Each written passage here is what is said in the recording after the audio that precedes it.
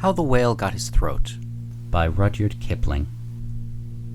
In the sea, once upon a time, oh my beloved, there was a whale, and he ate fishes. He ate the starfish and the garfish, and the crab and the dab, and the plaice and the dace, and the skate and his mate, and the mackerel and the pickerel, and the really, truly, twirly, whirly eel. All the fishes he could find in all the sea he ate with his mouth so, till at last there was only one small fish left in all the sea, and he was a small 'stute fish, and he swam a little behind the whale's right ear, so as to be out of harm's way. When the whale stood up on his tail and said, "I'm hungry," and the small 'stute fish said in a small 'stute voice, "Noble and generous cetacean, have you ever tasted man?" "No," said the whale. "What is it like?" "Nice," said the small 'stute fish. "Nice, but nubbly." "Then fetch me some," said the whale, and he made the sea froth up with his tail. "One at a time is enough," said the 'stute fish.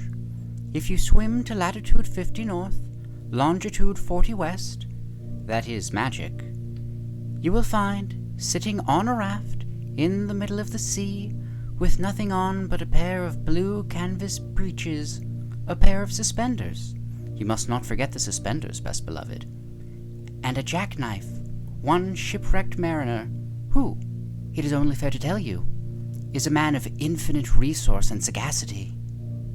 So the whale swam and swam to latitude 50 north, longitude 40 west, as fast as he could swim, and on a raft, in the middle of the sea, with nothing to wear except a pair of blue canvas breeches, a pair of suspenders, you must particularly remember the suspenders, best beloved, and a jackknife, he found a single, solitary shipwrecked mariner, trailing his toes in the water. He had his mummy's leave to paddle, or else he would never have done it, because he was a man of infinite resource and sagacity.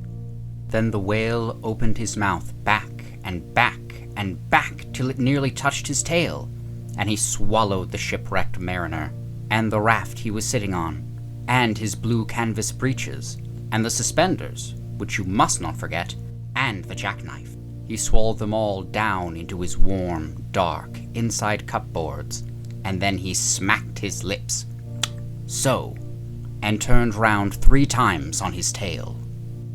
But as soon as the mariner, who was a man of infinite resource and sagacity, found himself truly inside the whale's warm, dark, inside cupboards, he stumped and jumped and thumped and bumped, and he pranced and he danced, and he banged and he clanged, and he hit and he bit, and he leapt and he crept, and he prowled and he howled, and he hopped and he dropped, and he cried and he sighed, and he crawled and he bawled, and he stepped and he leapt, and he danced hornpipes where he shouldn't, and the whale felt most unhappy indeed.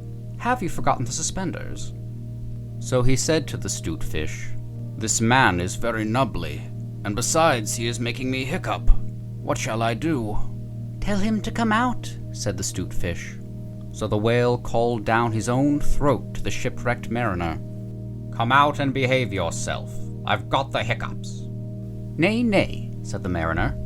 "Not so, but far otherwise. Take me to my natal shore and the white cliffs of Albion, and I'll think about it." And he began to dance more than ever. "You had better take him home," said the 'stute fish to the whale.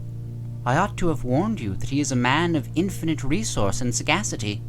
So the whale swam and swam and swam, both flippers and his tail, as hard as he could for the hiccups. And at last he saw the mariner's natal shore and the white cliffs of Albion, and he rushed halfway up the beach, and opened his mouth wide and wide and wide, and said, "Change here for Winchester, Ashwellet, Nashua, Keene, and the stations on the Fitchburg Road." And just as he said "Fitch," the mariner walked out of his mouth. But while the whale had been swimming, the mariner, who was indeed a person of infinite resource and sagacity, had taken his jackknife and cut up the raft into a little square grating, all running crisscross, and he tied it firm with his suspenders. Now you know why you were not to forget the suspenders. And he dragged that grating good and tight into the whale's throat, and there it stuck. Then he recited the following sloka, which, as you have not heard it, I will now proceed to relate. By means of a grating, I have stopped your eating. For the mariner was also an Hibernian, and he stepped out on the shingle and went home to his mother, who had given him leave to trail his toes in the water. And he married and lived happily ever afterward. So did the whale.